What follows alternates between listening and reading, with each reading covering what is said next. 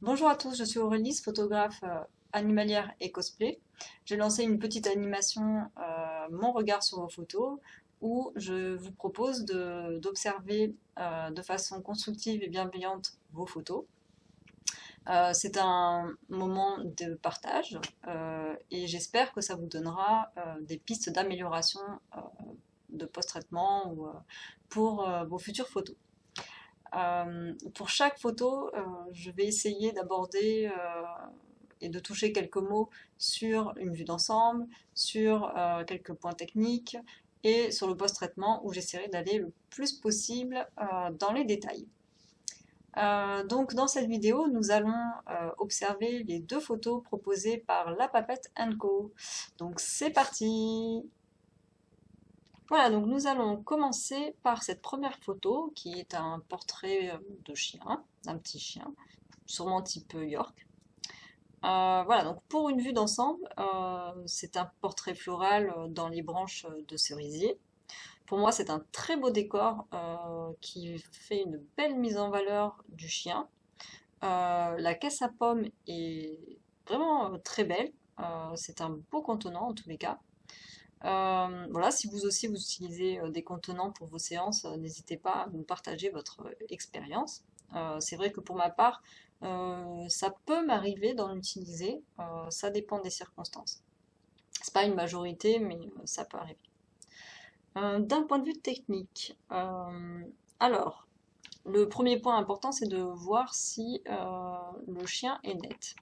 Donc effectivement, voilà, on a une belle netteté du chien. La caisse à pommes a une netteté qui est largement suffisante, qui est très très bien. Donc à ce niveau-là, je dirais que c'est super. Le deuxième point, c'est la colorimétrie. Je trouve que ça reste tout à fait naturel. On retrouve bien la couleur rosée des cerisiers. Donc c'est plutôt bien géré. Ça va pas dans l'excès, dans la saturation. Donc ça vraiment c'est très bien. Au niveau du cadrage, alors on va prendre un peu, voilà, les lignes. Donc ici je trouve que c'est très bien, le choix du cadrage est très bien parce que le chien ne regarde pas forcément le photographe dans l'objectif. Du coup, le fait de ne pas vraiment centrer, de décaler un petit peu sur la gauche, euh, fonctionne plutôt pas mal, je trouve. Donc ça, c'est un très bon choix de composition. Oui, alors la composition est plutôt intéressante parce que il y a plusieurs niveaux, plusieurs plans dans cette image, ce qui apporte vraiment du volume, je trouve. Donc dans le premier plan, on a cette zone floue qui apporte ben voilà, un premier plan. Ensuite, on a la zone de netteté avec le chien et la caisse. Puis arrive ensuite la boule de fleurs, puis le fond, qui est assez flou. Du coup, ça donne vraiment de la perspective et de la profondeur à l'image. Voilà, voilà, voilà. Après, effectivement, la boule de fleurs peut attirer l'œil, c'est vrai. Mais on revient vite sur le chien. Du coup, il se renvoie vraiment la balle, on va dire, avec le regard. Donc on regarde une fois le chien, après on va sur la boule, puis on revient là. Donc ça fait une espèce de boucle du regard. Donc ouais, on peut même descendre ici avec le texte de la caisse à pommes. Euh, du coup, le regard reste quand même sur l'image. Donc je trouve que c'est pas si gênant que ça. Pour le post-traitement, alors pour la vue d'ensemble, je trouve que le post-traitement est assez harmonieux.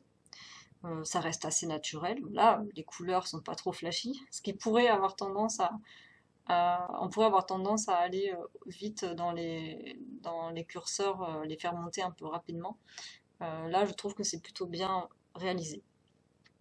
Donc pour commencer, oui, je vais commencer par parler du fond.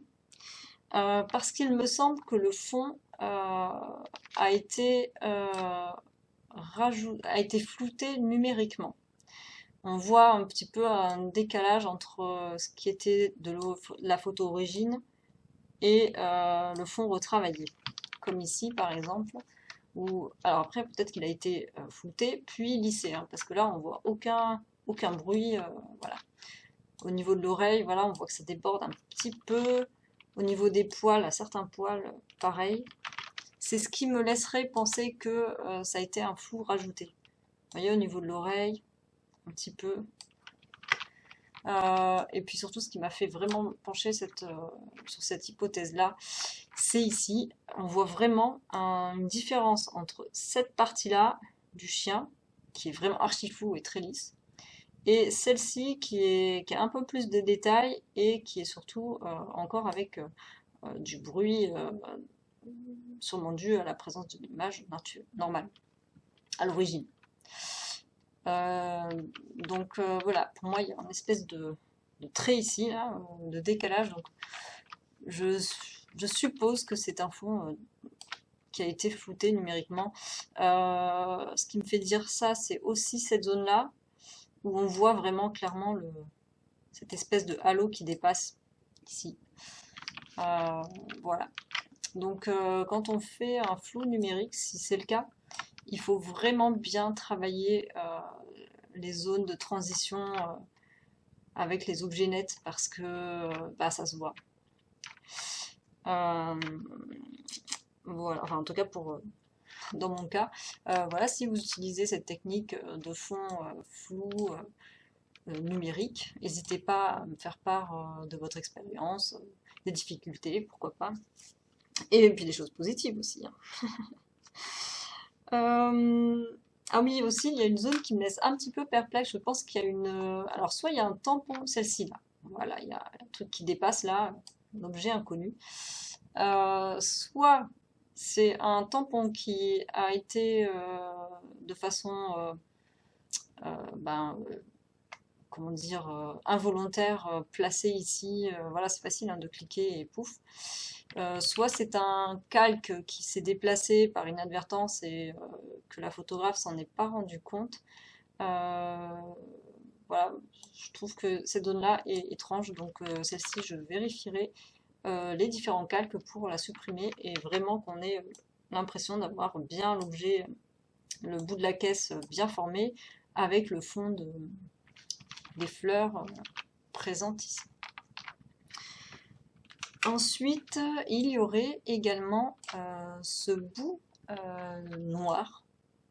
Là, alors je ne sais pas trop à quoi ça correspond. Du coup, c'est assez perturbant. Enfin, on se pose la question de qu'est-ce que c'est que ce bout noir qui dépasse. Est-ce que ça serait le bras de la propriétaire du chien? La caisse, ça m'étonnerait. Ça serait vraiment très étrange. Du coup, je prendrais le parti de la supprimer, cette zone-là. Donc, soit de la supprimer simplement bah voilà, en copiant le fond sur cette zone-là, soit en prenant le parti de faire quelque chose d'un peu plus élaboré et de retravailler un peu la composition de l'image pour apporter un espèce d'équilibre entre la gauche et la droite et d'attirer vraiment le regard sur le chien. Bon, c'est un choix. Si vous avez une préférence entre les deux, vous pouvez m'en faire part. Voilà, pour ça. Ensuite, donc au niveau du détourage, alors dans la vue d'ensemble, ça me semble plutôt pas mal effectué. Peut-être sur quelques zones, je retravaillerai un petit peu. En l'occurrence, les poils au-dessus de la tête ici. Oula, flèche un peu grosse. Ici, voilà, un petit peu sur les bouts de poils, on voit qu'ils sont un peu rosés. Donc je pense que là, le masquage, le détourage est un peu flouté. Donc là, je retravaillerai un tout petit peu. Ici également, sur les quelques bouts de poils, il y en a qui deviennent rosés. Alors, c'est pas très naturel. Je pense pas que le chien ait les bouts de poils rosés. En tous les cas, pas de façon volontaire. Voilà, je retravaillerai un peu ici. Au niveau des oreilles, alors c'est pas grand chose, hein, je chipote peut-être un peu, mais ici, voilà, on dirait que le fond mord un peu sur l'oreille. Et ouais, peut-être un peu retravailler juste un peu la limite ici. Je pense également que le fond mord un petit peu. Et bien sûr, cette zone-là, hein. La joue ici, là, voilà, retravailler ça. Sinon, alors au niveau du chien, ah oui, j'ai remarqué en zoomant qu'il y a des petites zones, des petits points rouges. Euh, Ici, là, enfin voilà, il y a des, là, il y a une poussière, une petite herbe qu'il faudra peut-être enlever. Et voilà, il y a des petits points rouges comme ça un peu partout là où j'ai mis des cercles. Alors je sais pas trop, même ici là sur la caisse, il y a un point rouge magenta. Alors soit ce sont des poussières qui ont pris un traitement du fond et qui sont ressortis du coup magenta rosé, ce qui n'est pas impossible. Soit ben, c'était déjà comme ça d'origine, mais ça serait assez surprenant. Du coup, ce que je proposerais, c'est de les enlever avec le tampon, comme pour nettoyer le poil de façon normale avec le tampon, l'outil tampon qui est ici. Voilà, après, c'est vrai qu'on ne les voit pas si on zoome pas, mais si on met l'image en gros, ça peut arriver de les voir un petit peu. Je chipote, je sais. Voilà, donc ah oui, donc au niveau du chien, sinon pour parler du chien, euh, je trouve il est, la lumière en fait est un petit peu trop homogène. Et ce qui fait le volume, ce sont les lumières, mais ce sont aussi les ombres. Du coup, là, ce qui manquerait selon moi, c'est un petit peu des ombres. Donc, soit ben, il faut déséclaircir les ombres qui ont été éclairées, soit on les ajoute. Donc j'ai fait un petit essai, moi, avec ben, mes moyens, où j'ai assombri en fait quelques zones qui devraient être plus sombres. C'est-à-dire sur le côté droit du chien, un petit peu sous la tête, parce que normalement il y a des poils qui se cachent ben, la lumière, et également un petit peu sur cette zone-ci. On pourrait imaginer que la caisse fasse une petite ombre, voilà. C'est très léger, mais ça permet, je pense, d'apporter un peu du volume au chien. Les ombres et les lumières sont indispensables d'ailleurs pour faire du volume. Par la suite, oui, j'ai un petit peu désaturé cette zone-là parce qu'elle est un peu magenta. Si on fait, donc pour vous montrer, si on fait teinte de saturation, normalement ici ça devrait être gris. Et en fait, si on fait la saturation au maximum, on voit qu'il y a du magenta qui commence à apparaître. Du coup, ce qui serait intéressant de faire pour éviter d'avoir cet effet magenta, ça serait de diminuer la saturation du magenta et du rouge à cet endroit-là. Je crois que c'est ce que j'avais fait ici. Là, voilà. C'est subtil, mais du coup, ça apporte un peu plus de cohérence sur le poil du chien. Ensuite, euh, au niveau des yeux, alors, je pense que l'image de base est vraiment très nette. Du coup, c'est vrai que dans la photographie animalière, on a tendance à pas mal augmenter la netteté des yeux du chien. Sauf que quand l'image est vraiment très nette, si on force trop la netteté des yeux, il y a quand même un décalage qui se fait, ça se voit un peu. Et je pense que ici, c'est un petit peu le cas. Je pense que le curseur de netteté ou de contraste a été peut-être poussé un peu trop. Il faudrait vraiment qu'il y ait une certaine cohérence entre la mise au point qui est faite ici, par exemple, et l'effet de netteté de l'œil. Je pense que là, c'est un tout petit peu trop fort, mais ça c'est mon avis. Aussi, ce qui pourrait être pas mal, c'est de rajouter un tout petit peu de volume à l'œil, c'est-à-dire de rajouter des ombres un petit peu ici et là, et en bas de l'œil, ben, pour avoir un œil qui a du volume, tout simplement.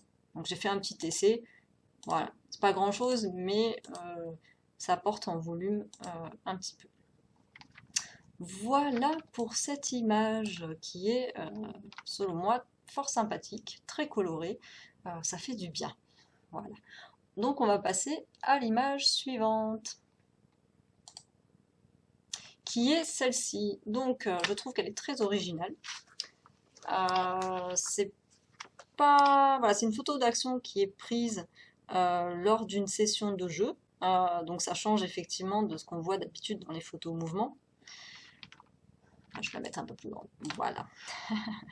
Voilà, c'est un petit côté pris sur le vif, un moment de vie avec son chien.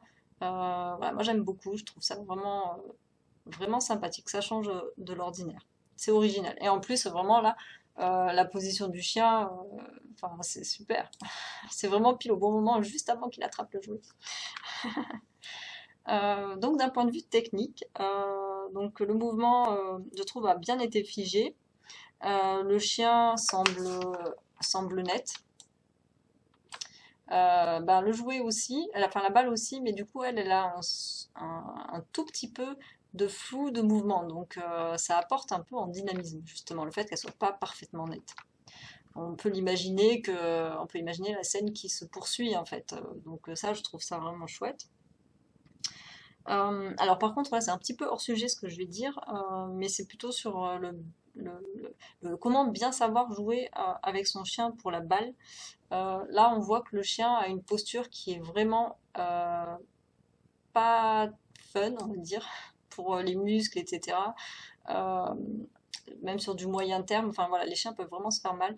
Là, on voit que le chien devait aller dans cette direction-là et que la balle a dû être jetée comme ça. Du coup, le chien, il a fait un volte-face pour l'attraper, ce qui peut vraiment lui faire mal au niveau de la nuque. Voilà, bon, il fallait que je le fasse une petite prévention. Mais bon, sur du statique, c'est compliqué après de vraiment être sûr, mais voilà, c'est hors sujet, mais c'est important quand même de l'aborder. Il y a les bonnes pratiques du lancer de balle avec son chien pour éviter qu'il se fasse mal.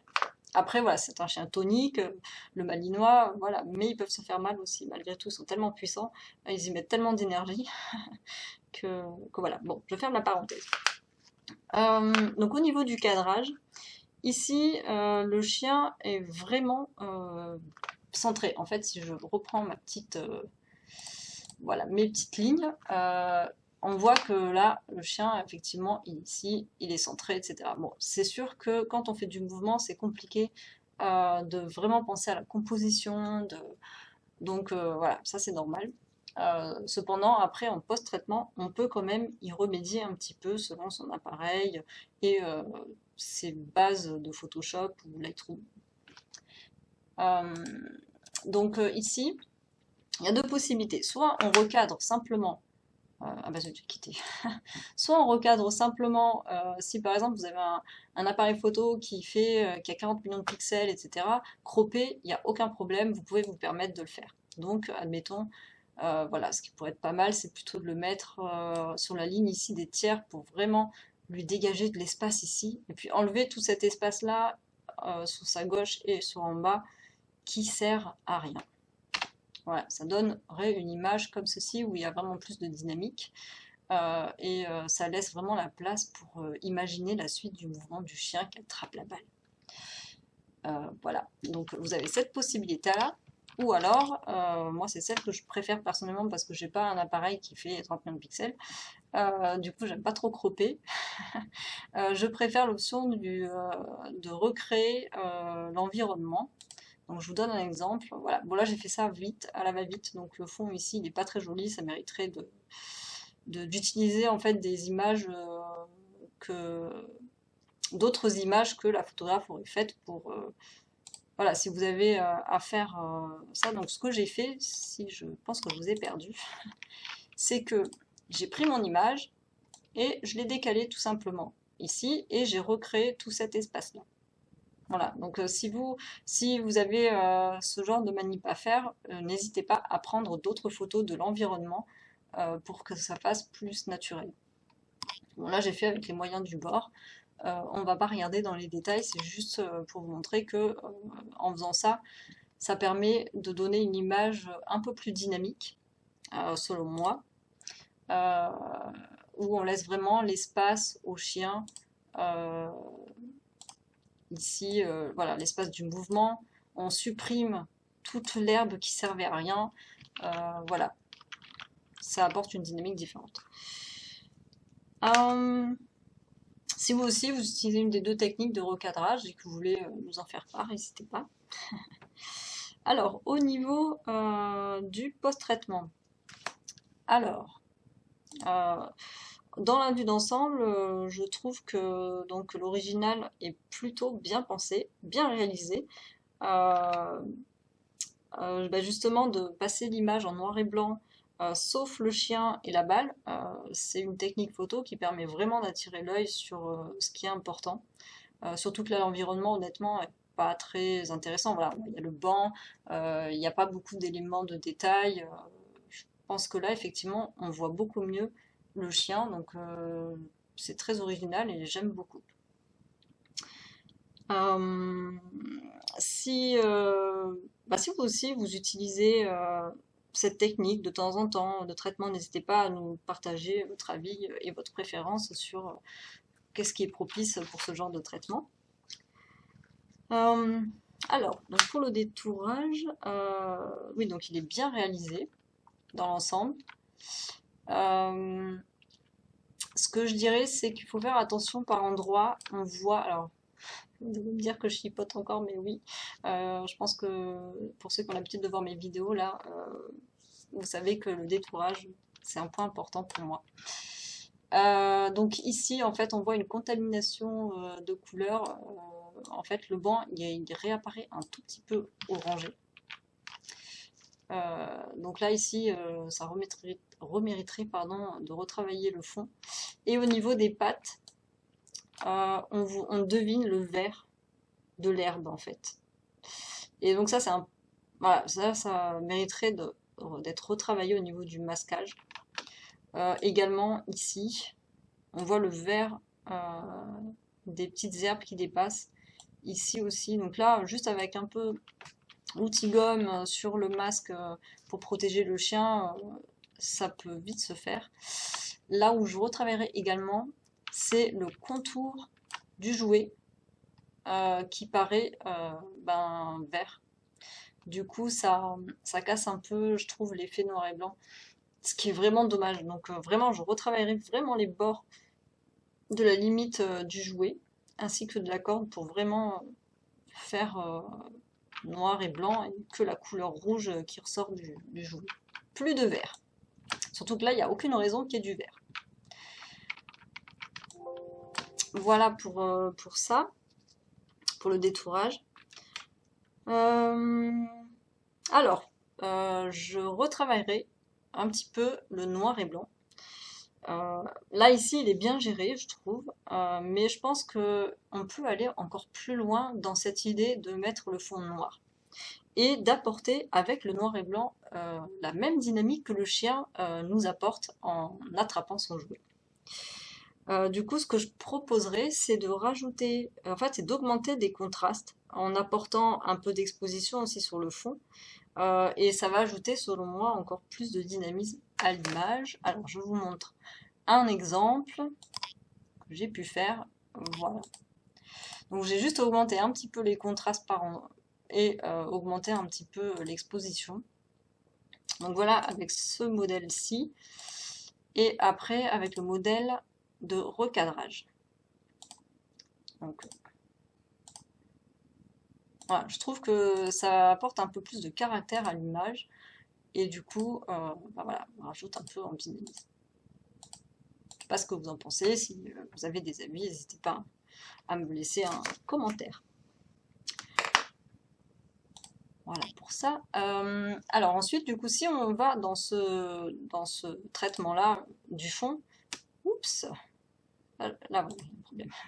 Voilà, si on va dans ce traitement-là du fond, ce qui est important, c'est un petit peu d'apporter le même traitement un petit peu sur le chien.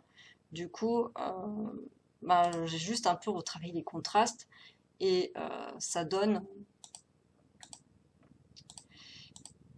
c'est léger, hein, mais ça donne un peu plus de caractère à l'image ouais.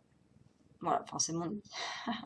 Et donc pour le cadrage, voilà, on va faire exactement la même chose. Donc là c'est avec le fond, et là c'est traitement sur le chien. Voilà. Voilà. Voilà pour ça, je crois. Voilà. Bah, écoutez, je vais enlever tout ça. Voilà. Bah, j'arrive à la fin donc j'ai fini avec ces deux sympathiques propositions de Papa Tanko. J'espère que mes petites observations ont pu lui apporter un petit quelque chose pour aller plus loin et plus en détail, mais également pour ceux qui ont regardé la vidéo, ça peut tout à fait vous servir pour vos photos futures. Donc je remercie en tous les cas Papa Tanko d'avoir proposé ces deux photos qui étaient vraiment intéressantes. Et je sais que ce n'est pas toujours évident d'exposer son travail. Donc bravo et merci encore. Voilà, donc dans une prochaine vidéo, ça sera les deux autres photos d'une autre photographe qui passeront sous ma loupe. Alors, à une prochaine!